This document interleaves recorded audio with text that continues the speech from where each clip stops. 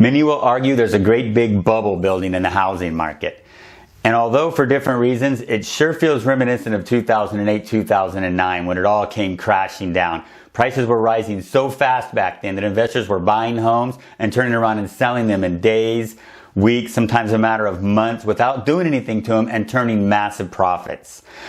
Today's a little different. While housing prices are rising pretty quickly, it's for a different reason. It's a simple case of supply and demand. There's too many people looking for houses and not enough inventory. Back in those days, after the financial crisis, it was actually cheaper to buy a house than it was to rent. So in this video today, we're going to talk about what it's like in 2021. Is it cheaper right now to rent a house, or is it still better, or are you still better off buying a house?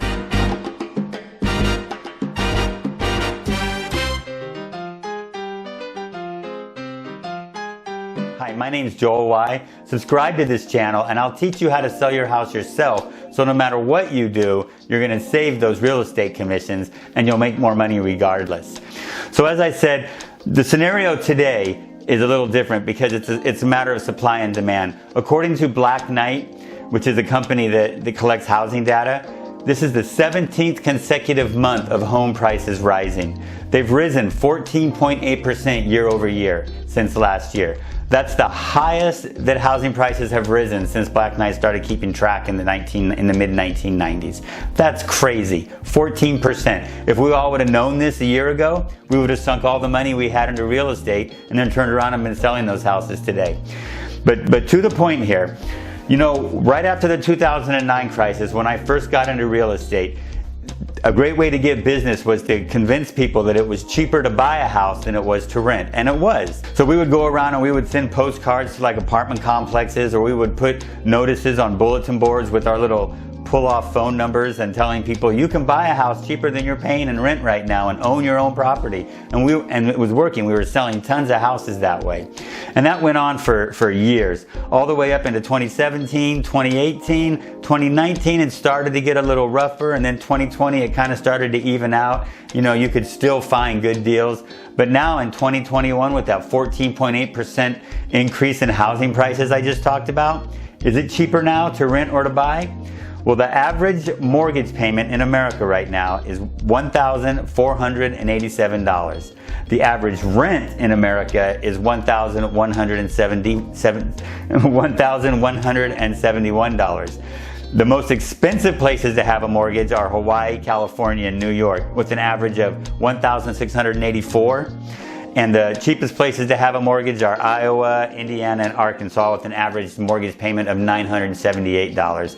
Now with rent, the highest rent is in Hawaii, which shouldn't surprise anybody, at $1,617 on average.